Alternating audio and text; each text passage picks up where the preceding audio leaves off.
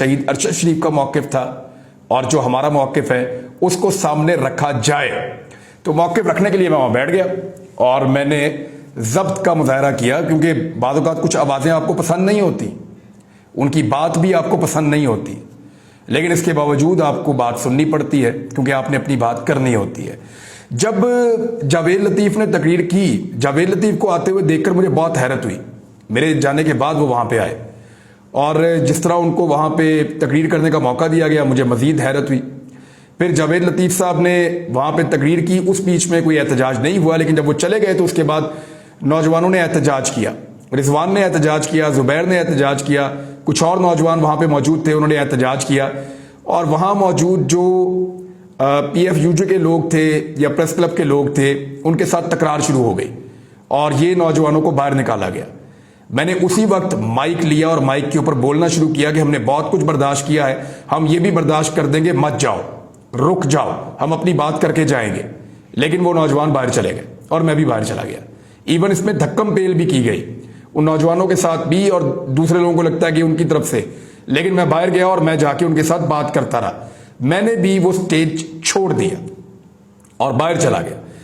मैं भी चला गया था, सिद्दीक जान साहब भी थे और दीगर कुछ और सहाफ़ी भी थे, समी इब्राहिम साहब भी थे, कुछ और सीनियर सहाफ़ी भी थे, ये सारे बाहर आ गए थे। वहाँ पे जाकर हमने बातचीत की नौजवानों के साथ, और ये सारे नौजवान मेरे साथ ही काम करते हैं, छोटे भाइयों की तरह है। हम लोग इकट्ठे इस्लामाबाद जब भी आते हैं तो एक साथ खाते पीते हैं। तो मुझे उन्होंने कहा जी हमें बड़ा दुख हुआ है ये सारा कुछ देख के। मैंने कहा दुख तो मुझे भी हुआ है, लेकिन क्या हमें इस जगह को यूं छोड़कर चले जाना चाहिए? अंदर शहीद अरशद शरीफ की फैमिली भी बैठी हुई है, क्या हमें बात किए बगैर जाना चाहिए या यहां पर बात करनी चाहिए?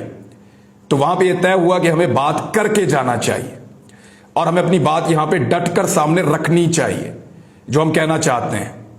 और उसके बाद फिर हम लोग वापस गए और सब लोग वापस गए, कोई भी बाहर नहीं रहा, बल्कि मैंने वहां पे इंतजामिया को कहा कि सब वापस जाएंगे और बैठकर सब लोग सुनेंगे।